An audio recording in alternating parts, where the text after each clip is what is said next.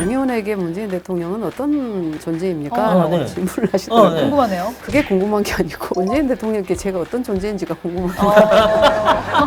퇴임하시고 아마도 제가 가장 먼저 인사를 드리고자 신청을 했었는데 네. 아직 연락이 없는 거 보면 아직까지? 정치인이시니까 정치 네. 현안에 대해서는 또 안 여쭤볼 수가 없는데 뭐 지금 이제 이 민주당과 여당 사이에서 가장 큰 싸움이 벌어진 게 후쿠시마인데 네. 이 후쿠시마도 이제 과학이냐 괴담이냐 이거 갖고 이제 서로 공방을 하고 있는데 사실 뭐 원자력 학회라든가 해외 석학들 뭐 IAEA 이런 데서는 문제가 별로 없다. 인체에 큰 유해성이 없다라고 하는데 민주당에서는 이거 잘못하면 다 죽는다. 네. 뭐 어민들 뭐 이 수산물 못 먹는다. 막 이러고 하고 있으니 뭐 지금 국민들이 뭘 보고 해야 될지 모르겠다고 하는데 우리 과학 정치의 네. 선두주자로서 이거 어떻게 봐야 보시는지. 됩니까? 네. 잠깐 설명을 주면 이제 반도체 기술을 개발할 때 네. 엔지니어들이 기술을 개발할 때 새로운 아이디어를 낼 거 아닙니까? 네. 네. 그럼 이 새로운 아이디어로 기술의 반도체를 만들었는데 이게 자율주행 자동차에 들어가서 뭔가 오동작을 일으키면 이 인간의 재앙으로 가죠. 그렇죠. 근데 이 엔지니어들의 자유를 담보하는 것은 시스템이에요. 이 기술이 오동작을 일으키지 않을 것이라는 검증 시스템. 네. 검증 시스템인데 그 검증 시스템이 오류의 가능성은 제로. 그리고 오류의 커버리지라고 하죠. 이거 네. 제대로 다 검증이 되었느냐. 네. 네. 확실하게 어떤 어플리케이션 용도로 쓰여도 이게 괜찮느냐에 네. 대한 커버리지를 네. 100으로 수렴하고 그다음에 오류 가능성 0으로 수렴하는데 그 시스템의 유무가 이 기술자들, 엔지니어들의 자유를 담보하거든요. 네. 훨씬 더 자유로운 아이디어를 내고 그런데 지금 이제 후쿠시마 문제는 이 양쪽 다 문제로 보여지죠. 제일 큰 저는 아픔이라고 생각되는 게 국민이 두려워하는 것이에요. 왜 두려워하느냐? 결국은 정부에서 이 IAEA 결과가 국제 원자력 기구의 결과이기 때문에 믿어주세요라고는 하지만, 네. 근데 국민들이 원하는 것은 그러면 그 결과가 나오기까지 로 데이터, 네. 그게 그러면 제대로 이게 검증하기 위한 그 넣었던 인풋이 제대로 됐느냐에 대한 퀘스천인 거 아니에요. 네. 근데 그게 지금 야당에서 주장하는 바는 일본이 준 네. 그거 가지고만 하지 않았느냐. 네. 그래서 저는 이 정부는 이 후쿠시마 오염수 문제의 IAEA 결과물을 가지고 예. 투명하게 철저하게 분석도 하고 해서 국민들께 소상히 설명하고 설득해서 두려움을 없애주시는 게 가장 큰 과제라고 보고 네. 덴마크를 갔더니 그때 코로나 때 얼마나 우리가 두려웠습니까? 네. 근데 덴마크가 코로나에 그러니까 세계에서 첫 번째로 종식을 했어요. 네. 그렇게 된 계기가 거기는 전문가 그룹이 또 전문가와 함께 전문가가 나와서 매일같이 국민들한테 설명을 합니다. 네, 어떤 새로운 자료가 나오면 그에 대한 분석 자료 또 국민들한테 하루에 3번 이상씩 계속 설명을 하고 안심을 시키기 위해서. 그렇죠. 네. 그러니까 국민들이 굉장히 정부를 믿거든요. 네. 그러니까 정부를 못 믿으니까 못 믿는다는 그것을 또 활용해서 네. 민주당은 이제 뭐 괴담 네. 또 이런 선동 네. 이렇게 보여지는 거죠. 그래서 결국은 양 당이 다 문제가 있다라고 보여지고 그러면 이제 민주당도 정부로 하여금 네. 그런 요구를 할 거 아닙니까? 네. 정말 제대로 된 데이터로 네. 검증을 해라. 그러면 그러니까 주인이 돼서 그런 것들을 도와주는 네. 역할을 했으면 좋겠어요. 네. 저는 그런 생각이 듭니다.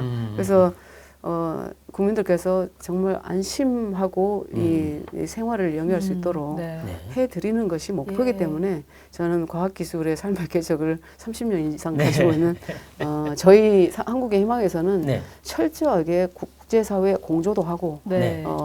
그런 전문가들과 함께 국민들을 향해서 지속적으로 투명하게 발표를 해드리는 그런 네. 일을 하려고 합니다. 네. 예, 알겠습니다. 그리고 지금 또 정치권에서 떠오르고 있는 이슈가 되고 있는 분이 추미애 전 법무부 장관입니다. 네. 지금 자신의 장관직 사퇴에는 문재인 전 대통령과 이낙연 전 대표의 압박이 있었다. 뭐 이런 이야기를 하기도 했고 지금 서울 광진을에 출마할 거다 이런 이야기도 나오고 있는데 네. 추미애 전 장관 앞으로 어떻게 좀 행보를 보일 거라고 예측하시는지요?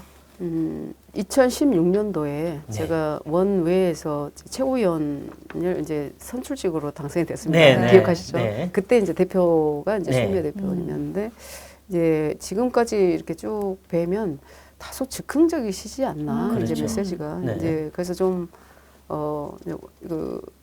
중진 의원님으로서 또 장관까지 하시고 네. 대표까지 하신 분의 어떤 말씀으로는 상당히 부적절하게 느껴집니다. 그리고 왜 이제 갑자기 지금 그런 네. 말씀을 하시나? 어. 라고 하는데 이제 요즘에 중진 의원들의 뭐 이게 뭐 회기 중진 의원들께서 다시 출마하고자 하는 네. 그런 시류에 편승하시는 거 아니냐라는 이 오해도 가질 수 있을 것 같고 그리고 가장 중요한 것이 이 어떤 지난 일을 지금 그렇게 뭐 전직 대통령이나 전직 총리한테 어떤 장관직의 사퇴를 뭐 이렇게 종용당했다라고 말씀하시는 것은 네. 저는 어떤 국민도 그게 자신의 무능을 갖다 전가하는 것이지. 아. 네, 그것을 네. 그래 불쌍하다 이렇게 보시지는 않을 것 같아요. 그리고 네. 국민들이 알고 싶지 않아요, 그거는. 네. 네. 근데 이제 자신은 하고 싶은 이야기고. 하긴 국민- 추 장관이 어떻게 잘렸든 잘린 거잖아요, 그냥. 그런데 국민들은 그것들이 아. 궁금한 건 아닌데 네. 이제 네. 자신이 하고 싶은 말씀을 이렇게 하고 계신다라는 생각이 들고 저는 좀 안타깝다는 생각이 좀 들었습니다. 글쎄, 네. 그래서 이분이 왜 이러나. 네. 그 전에는 친문이라고 그러셨던 분이 문 대통령을 공격하고 그럼 이제 이재명 대표한테 의탁하려고 하는 거냐? 아니 뭐 일부에서는 뭐 조국 전 장관하고 신당을 할 거라는 이상한 소문도 나오고. 네. 이제 여당에서는 가뜩이나 이제 여야 대치 전국에서 굉장히 그 호재를 만났다라고 보시는 것 같고 네. 그리고 이낙연 대표, 뭐 문재인 전 대통령 다 반갑지 않을 것 같고 더군다나 또 이재명 대표도 지금 네. 이 상황에서 그냥 부담스러울 것 같다라는 생각이 듭니다. 이분이 총을 쏘는데 어디로 갈지가 몰라요 이게. 그럼 막. 이제 저도 맞을 수도 있습니다. 지금 이제. 엉뚱한 데로 날아가기 때문에. 네. 그리고 그 이제 원래 정치권에 들어오게 되신 게 문재인 전 대통령의 이제 상고 초려로 들어오시게 된 건데 그래서 문 전 대통령과는 뭐 예전에 상당히 또 가깝게도 지내시고 또 정치적 뜻도 많이 서로 소통하고 하셨을 텐데 요번에 신당 창당하실 때는 네. 문 전 대통령하고 한번 뭐 얘기를 한번 해보신 적이라도 있습니까? 아니요, 그런 기회를 갖지 못했습니다. 아. 이제 문재인 전 대통령께서는 저를 정치권으로 영입해 주신 네. 그래서 여러 이제 기회를 주신 네. 감사한 분이죠. 그런데 아까 뭐 가깝게 지내고 그런 말씀하셨는데 사실 개인적으로는 특별한 어떤 자리를 하거나 그런 경우는 별로 없었습니다. 예. 그래서 사실 그렇군요. 어제도 모 방송에서 네. 양의원에게 문재인 대통령은 어떤 존재입니까? 라고 네. 질문을 하시더라고요. 네. 궁금하네요. 그래서 저는 그게 궁금한 게 아니고 문재인 대통령께 제가 어떤 존재인지가 궁금합니다. 영입을 했는데 관리를 안 하신 거군요, 그냥. 아니 관리할 필요는 없죠. 왜냐하면 네. 이제 각자 헌법기관으로서 네. 정치를 하기 때문에 네. 그런데 이제 퇴임하시고 네. 아마도 제가 가장 먼저 인사를 드리고자 이렇게 신청을 했었는데 네. 아직 오. 연락이 없는 거 보면 아직까지 퇴임한 연락이 이후에 없습니다. 한번 그렇군요. 찾아뵈야 되겠다 생각은 하고 있는데 이제 네. 혹시 부담스러워 하실까봐 그렇죠. 오라 그래야지 또 그렇습니다. 가는 게 맞. 또. 그리고 이제 또 어제도 말씀드렸지만 네. 이 만남이 왜곡되어서 또 언론에 비춰지는 어떤 우리가 원치 않은 그렇죠. 방향으로 보도가 네. 될까봐 제가 좀 조심스러워하고 있습니다. 네. 그렇군요. 결국 의원님께 문 전 대통령은 서로 간에 큰 의미를 줄 만한 일이 없나 보네요. 네, 그 일본의 하마다 박사 부부가 계셔요. 네. 그 아시죠? 저희 그 지금 이제 만으로 98세, 96세 네, 되시는데 네. 이제 그분이 늘 저한테 말씀하시기를, 그러니까 정치권에 들어올 때부터 이제 민주당으로 제가 영입된 거 보고 저를 잘 파악하고 계시니까요. 지금 38년째 저를 보고 네. 계시니까 민주당의 어떤 이념과 이게 맞춰가려면 상당히 이렇게 좀 에너지도 필요하고 네, 네. 좀 숙고도 필요하겠다는 말씀을 하셨는데 네. 늘 그런 말씀하셨어요.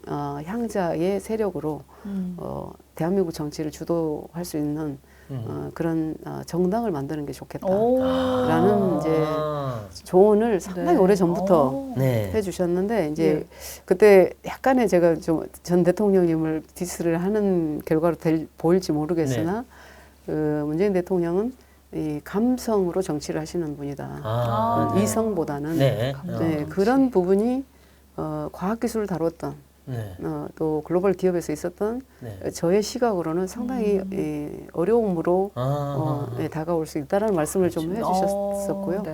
네, 그래서 민주당을 제가 이제 탈당을 했을 때 가장 기뻐하셨습니다.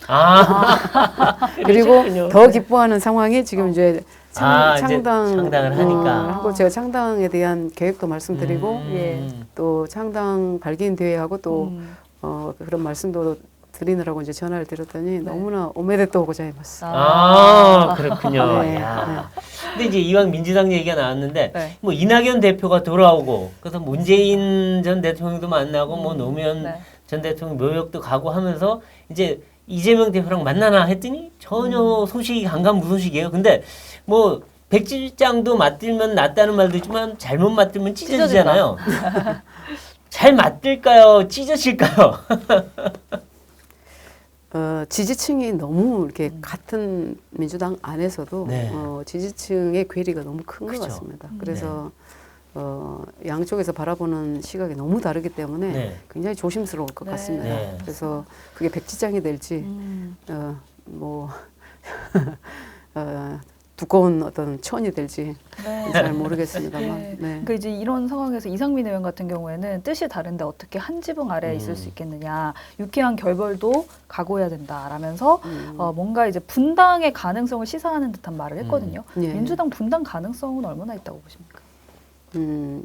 저는 그 2016년도에 제가 이제 영입됐을 때 그때 거의 분당 사태였죠. 네. 문재인 전 대표와 또 박지원 대표님 간의 어떤 그 당대표 선거로 인해서 네. 문재인 전 대표님 되시고 이제 거의 박지원 대표님 쪽은 다 나가신 네. 상황이었는데 그때 이 민주당을 탈당해서 국민의당과 함께 이렇게 함께 하셨던 분들이 다시 지금 민주당으로 다 들어와 계시거든요. 네.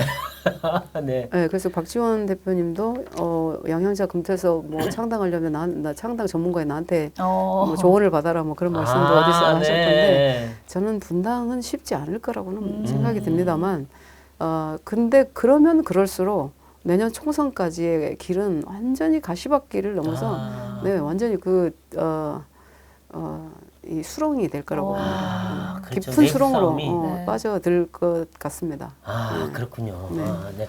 이제 그럼 그 윤석열 대통령 지금 이제 1년이 넘으셨고 이제 2년 차를 향해 가고 있는데 이 지금까지 뭐 또 삐그덕삐그덕한 경우도 있고 또 뭐 외교 안보적으로는 또 좋게 잘 간 경우도 있고 한데 뭐 경제는 지금도 그렇게 좋은 편은 아니고 윤석열 대통령 국정 운영 어떻게 전망하십니까? 이제 한국의 희망의 정당의 계획으로 비추어 보면 네. 이 정치 경험이 없으신 분이지 않습니까? 네. 또 이재명 대표님도 마찬가지로 이제 네. 지자체에 장악을 네. 하셨고 검찰총장을 하셨고 그러니까 저도 이제 제 경험으로 비추어서 말씀을 드리면 이 정치가 너무 어렵습니다. 저는 제가 6을 쓰면 두 분은 9로 보이거든요. 네, 그렇죠. 그러니까 근데 제가 6이라고 우기고 9라고 우기면 누가 오릅니까? 오름 대 오름의 싸움인데 사실은 9를 보면서도 6을 인정을 해야 되거든요. 네, 그래서 협상이 돼야 되고 타협이 돼야 되고 소통이 돼야 되는데 저는 앞으로도 상당히 어려울 것 같다. 제가 8년 차 됐는데도 그게 어렵거든요. 그래서 이 6을 보면서도 9를 인정하고 설득해낼 수 있는 그게 이제 바로 정치 설득과 타협의 리더십이 있어야 되는데 그렇죠. 소통도 하셔야 되고 그렇죠. 아무리 이제 야당 대표가 이게 어려운 상황이라고 하지만 그래도 야당 대표기 때문에 만나셔야 되지 않을까. 그리고 또 들어봐야 되지 않을까. 이런 생각이 듭니다. 국민들께서는 그런 모습을 기대하지 않을까 싶습니다. 네, 이제 끝내기 전에 제가 의원님 네. 다음 총선에 지역구 나가실 겁니까?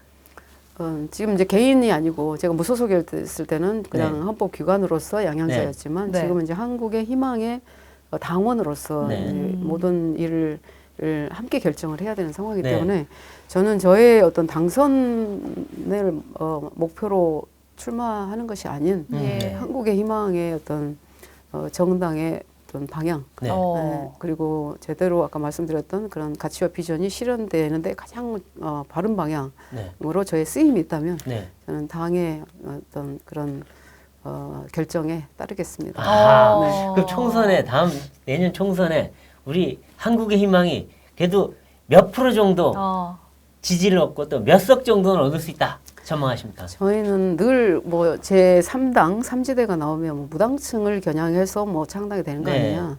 저희는 그렇지 않습니다. 네. 전 국민을 네, 그렇죠, 설득하고 그렇죠. 전 네. 국민들에게 희망을 주는 정당이 될 것이기 때문에 사실상 이제 뭐 처음 시작할 때 24년도에 50석의 목표로 하자. 물론 네. 이제 네. 253개 지역을 다 봤을 때 네. 그래서 2450당으로 시작을 할 뻔했어요. 네. 50당, 2450당. 네. 24년도에 2024년도에 2024년도에 50석. 네. 그래서 그렇게 시작을 근데 이제 그게 이제 수단이기 때문에 네. 그걸 말씀을 드리기는 어렵고 네. 다만 다만 저는 국민들께 진정한 한국의 희망을 보여드린다면 네. 저는 우리가 정말 상상할 수 없었던 네. 예기치 않은 결과도 나올 수 있을 거라고 생각을 합니다. 돌풍을 네. 한번 네. 기대해 보겠습니다. 지금의 어떤 어떤 이 그래프로 보면 당원 가입의 그래프로 보면 아마 파죽지세가 되지 않을까. 그렇군요. 50석 충분하다. 네. 알겠습니다. 네. 끝으로 저희 이 예. 글로브를 켜시고 네. 그래서 한국 정치를 향해서 매서운 펀치를 한번 날려. 예, 이거 두 개 다 끼워야 되는 거죠? 뭐 하나만 끼셔도 됩니다. 힘드시면. 그래요. 둘 다 끼겠습니다. 네. 제가 우리가 한국의 희망입니다. 절망은 가라. 희망 앞으로. 네. 네.